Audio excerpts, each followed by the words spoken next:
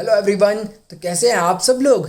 चलिए अब हम स्टार्ट करते हैं इस वीडियो को। और इस वीडियो में हम चैप्टर नंबर 5 करने जा रहे हैं। और चैप्टर नंबर 5 में जिसका नाम है ऑर्गेनाइजिंग, हम ऑर्गेनाइजिंग का मीनिंग देखेंगे इस वीडियो में, प्लस हम इस वीडियो में उसका प्रोसेस देखने जा रहे हैं। तो अब करते हैं स्टार्ट इसके मीनिंग से। ऑर्गेनाइजिंग का मीनिंग क्या होता है। चलिए ऑर्गेनाइजिंग का meaning, what do you mean by organising. हमने प्लानिंग कर लिया है बहुत अच्छे से। हम प्लानिंग अभी अभी करके आए हैं। प्लानिंग में हमने ये देखा था thinking in advance, what is to be done, how it is to be done, when it is to be done and by whom it is to be done. क्या करना है, कैसे करना है, किसके द्वारा किया जाएगा, ये सब कुछ। और जो वो करना है ना, उस करने के लिए हमें कुछ चीज़ें चाहिए होंगी। हमें कुछ बेसिकली गुड्स चाहिए होगा। हमें कुछ, अगर मैं टेक्निकल बात करूँ तो हमें कुछ रिसोर्सेज चाहिए होंगे। तो वो रिसोर्सेज को कलेक्ट करना ही ऑर्गेनाइजिंग होता है। अब उन रिसोर्सेज को कैसे कैसे कलेक्ट करते हैं हम इस चैप्टर में देखने जा रहे हैं। तो सबसे पहले इसकी हेडिंग, इसकी डेफिनेशन पर आ जाते हैं। Identifying and grouping different activities in the organisation and bringing together the physical, financial, human resources to establish most productive relation for the achievement of specific goal of the organisation. क्या कह रहा है भाई ये। ऑर्गेनाइजेशन के अंदर हमें जो काम करना है, वो काम किन किन चीज़ों से होगा, वो सारी चीज़ें कलेक्ट करना। पहले हमें ये देखना है कि किसी भी ऑर्गेनाइजेशन के अंदर क्या क्या एक्टिविटीज़ हो सकती है। उन एक्टिविटीज़ को क्या करना है, एनालाइज करना कि भाई एक कंपनी अगर हमें लगानी है, उस कंपनी के अंदर सेल भी करनी पड़ेगी हमें, उस कंपनी के अंदर परचेज भी करनी पड़ेगी हमें, उसके अंदर मार्केटिंग भी करनी पड़ेगी, उसके अंदर हमें लोगों को, बंदों को, स्टाफ भी रखना पड़ेगा बाहर से, कुछ बंदों को बुलाना पड़ेगा, एडमिनिस्ट्रेशन भी करना पड़ेगा। तो ये जो एडमिनिस्ट्रेशन है, स्टाफ रखना है, सेल करना है, मार्केटिंग एडवर्टीजमेंट करना है, ये सारी चीज़ें क्या हैं, ये हम आइडेंटिफाई कर रहे हैं एक्टिविटीज़ को। ग्रुपिंग डिफरेंट एक्टिविटीज़, उसके बाद जितनी भी एक्टिविटीज़ हमारे पास आई हैं उनका ग्रुप बना दो। मतलब सेल में जितनी भी एक्टिविटीज आती है, सेल करने में जितनी भी चीज़ें लगती है, जितनी भी एक्टिविटीज आती है सेल टाइप की, उसको एक ग्रुप में डाल दो। जितना भी फाइनेंस टाइप की, जो पैसे से लेन देन का है ना, सारा पैसे का लेन देन, उसको एक ग्रुप बनाकर एक तरफ डाल दो।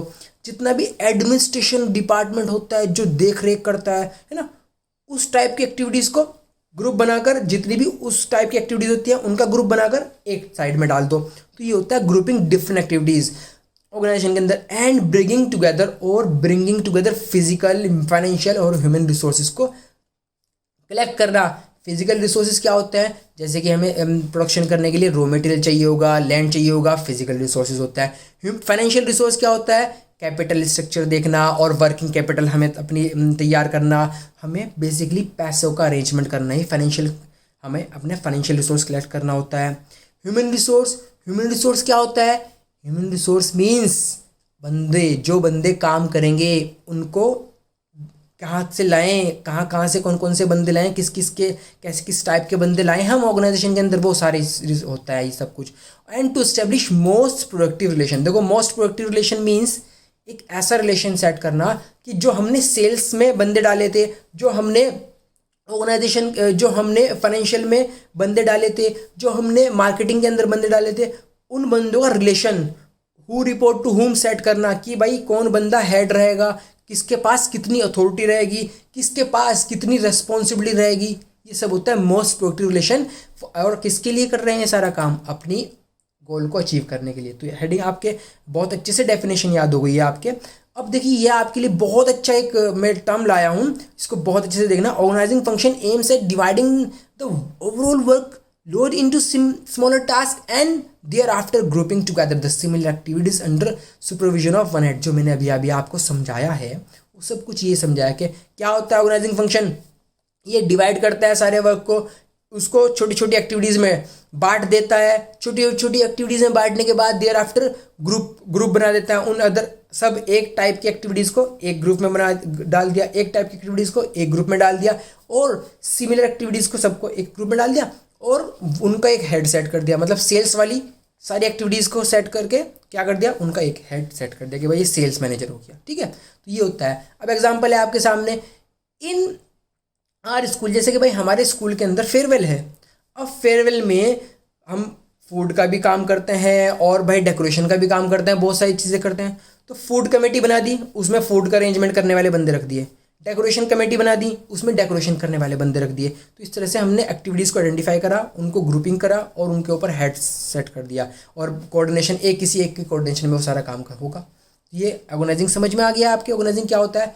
अब हम टाइम ना वेस्ट करके ऑर्गेनाइजिंग प्रोसेस की तरफ आते हैं। अपने ऑर्गेनाइजिंग प्रोसेस में सिर्फ और सिर्फ 4 ही पॉइंट हैं आपके, बहुत ईजी है जो, और इसकी शॉर्ट ट्रिक आपके सामने है। आइडिया, इसको आप आइडिया भी कर सकते हो, क्योंकि आइडिया में पहले आई आता है, फिर डी आता है, फिर ए और फिर ई आता है। क्योंकि जो जितने भी प्रोसेस होते हैं, और आपको बताया था कि प्रोसेस हमेशा सिक्वेंशियल करने हैं लर्न, कभी भी ऐसे नहीं करने ऊपर नीचे, इसको sequential. Identification of division of work, departmentalisation करेंगे, उसके बाद असाइनमेंट, उसके बाद स्टैब्लिशिंग रिपोर्टिंग रिलेशनशिप करेंगे। तो अब हम नंबर 1 करते हैं। सबसे पहले ऑर्गेनाइजिंग में हम क्या करते हैं, identification and grouping of work. अभी बताया आपको। सबसे पहले हमें ये देखना है कि एक ऑर्गेनाइजेशन के अंदर किस किस टाइप की एक्टिविटीज़ हो सकती है, उनको आइडेंटिफाई करना। अब देखो यहाँ पर मैंने एग्जाम्पल भी दिया है, various activities of TV manufacturing company. एक टीवी मैन्युफैक्चरिंग कंपनी है, उसके अंदर क्या क्या एक्टिविटीज़ हो सकती है। रॉ मटेरियल को परचेज करेंगे, मशीनरी को परचेज करेंगे, प्रोडक्शन करना, स्टॉक लगाना, अपना सेल्स करना, ये डिफरेंट टाइप की एक्टिविटीज़ है। इनको आइडेंटिफाई कर लिया भाई, सेल भी होती है, प्रोडक्शन भी होती है, मैन्युफैक्चरिंग भी होती है, और एडमिनिस्ट्रेशन भी होता है, ह्यूमन रिसोर्स भी होता है, ठीक है। ये टाइप के हमें एक्टिविटीज़ को आइडेंटिफाई करा, और उन एक्टिविटीज़ को आइडेंटिफाई करने के बाद उनकी डिवीजन कर दिया। सेल्स वाला डिवीजन कर दिया, एक सेल्स डिवीजन बना दिया, ग्रुप जो है प्रोडक्शन डिवीजन बना दिया, परचेज डिवीजन बना दिया। इस टाइप में हमने डिवाइड कर दिया काम को स्मॉल स्मॉल एक्टिविटीज़ में। ऑर्गेनाइजेशन गोल अचीव करने के लिए स्मॉल स्मॉल एक्टिविटीज़ में हमने ग्रुपिंग कर दिया है। All the activity is different, सभी के सभी एक्टिविटी डिफरेंट होती है। Every activity is placed under the supervision of किसी ना किसी एक सुपरविजन मैनेजर, एक मैनेजर के सुपरविजन में वो एक्टिविटीज़ को हम रख देंगे। चलिए, डिपार्टमेंटलाइजेशन, अब हमने आइडेंटिफाई कर लिया है कि क्या क्या एक्टिविटीज़ हो सकती है, ग्रुपिंग कर लिया उसकी। उसके बाद डिपार्टमेंटलाइजेशन में जो हमने एक्टिविटीज़ को एक साथ लगाया था ना, उन सब के वर्क को उस ग्रुप का डिपार्टमेंट, पूरा डिपार्टमेंट बनाना। मतलब सेल्स वाला जितनी भी एक्टिविटीज़ है ना, उनका जो ग्रुप है, उनका एक डिपार्टमेंट बना देना, उनका पूरा एक पर्टिकुलर ग्रुप बना देना।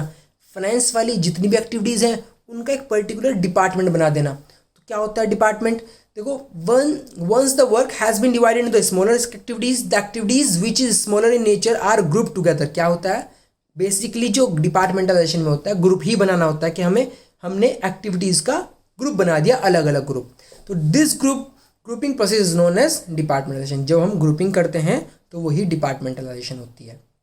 सिमिलर नेचर, देखो सिंपल सी भाषा में बताता हूँ मैं, सिमिलर नेचर की जॉब, सारी सिमिलर नेचर की जॉब एक डिपार्टमेंट के अंदर या एक ग्रुप के अंदर डाल देना, ये डिपार्टमेंटलाइजेशन होती है।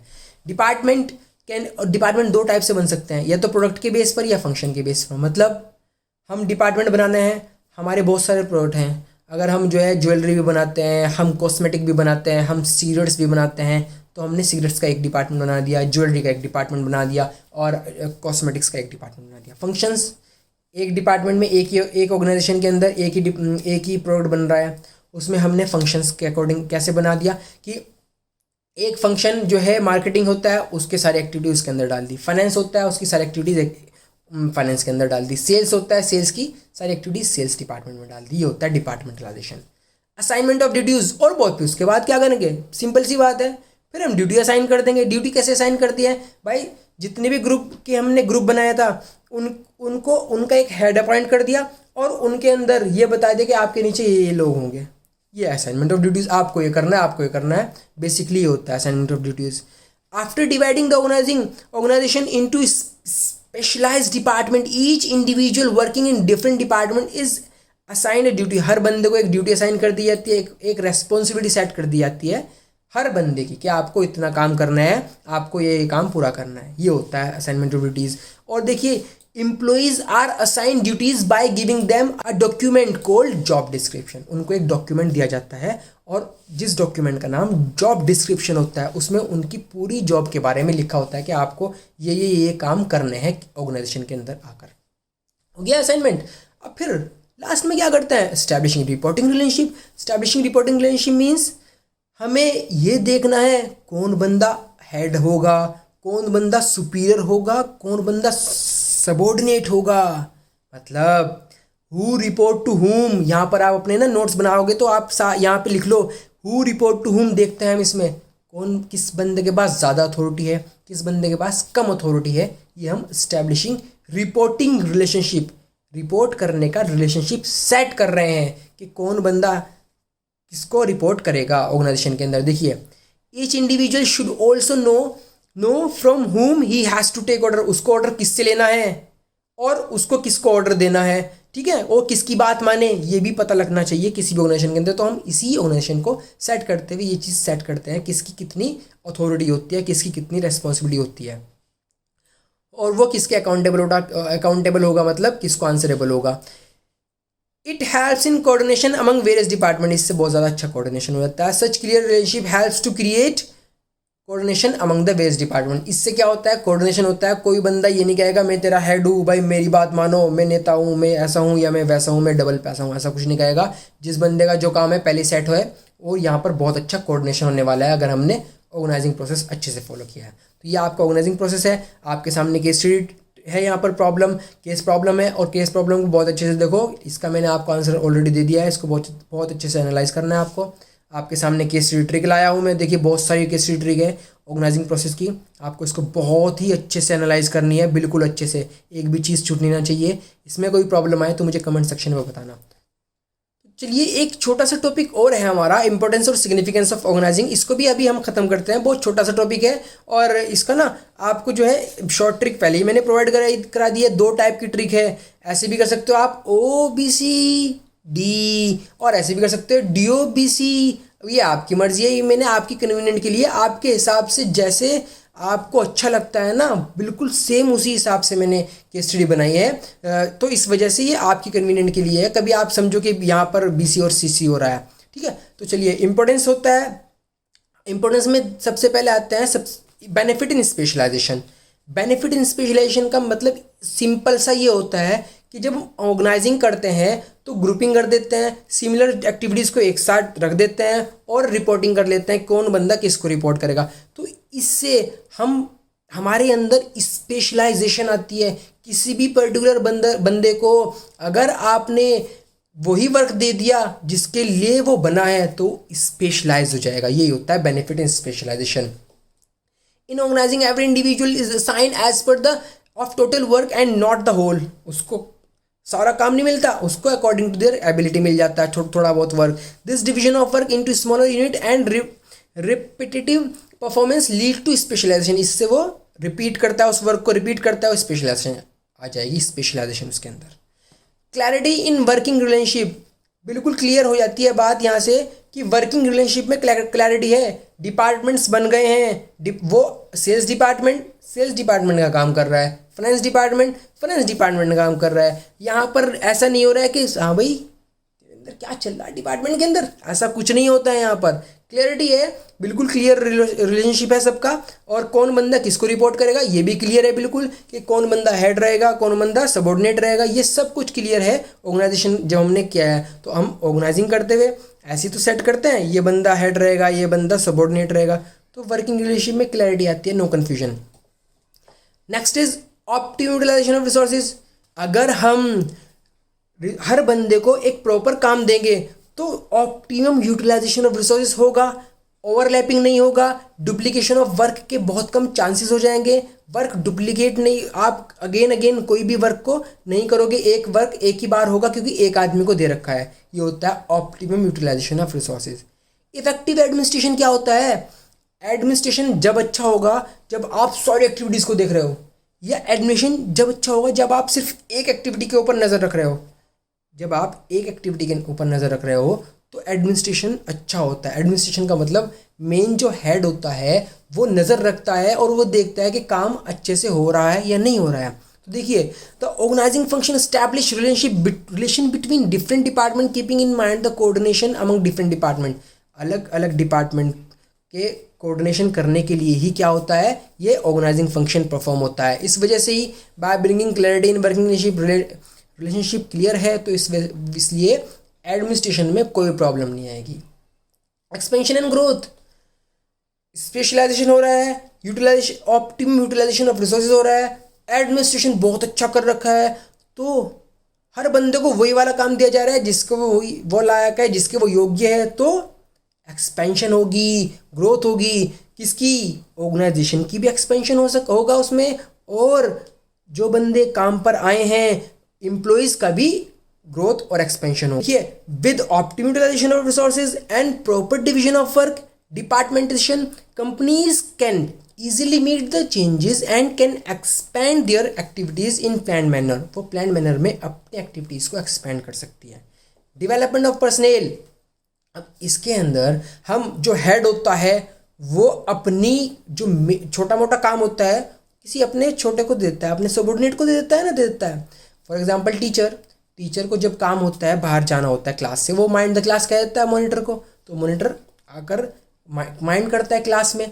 तो सेम ऐसे ही जो सीनियर होता है, सुपीरियर होता है, वो सबॉर्डिनेट को अपना छोटा मोटा काम देता है ताकि वो अदर एक्टिविटीज़ में, प्लानिंग एक्टिविटीज़ में, और जो मेन ऑर्गेनाइजेशन को सेट करने के लिए एक्टिविटीज़ जो होती हैं, परफॉर्म होती हैं, उन एक्टिविटीज़ में ज़्यादा ध्यान लगाए। इसलिए उसका भी डेवलपमेंट होगा मैनेजर का, और जिस बंदे को काम दिया गया है उसके पास भी नया नया काम सीखने को मिलेगा। तो इसलिए डेवलपमेंट ऑफ द पर्सनल होती है, पर्सनल का डेवलपमेंट होता है ऑर्गेनाइजिंग के थ्रू। तो ये हो गई इसकी इंपॉर्टेंस। अब हम टाटा करते हैं, बाय बाय करते हैं। अब नेक्स्ट वीडियो में मिलते हैं आपसे। Bye bye.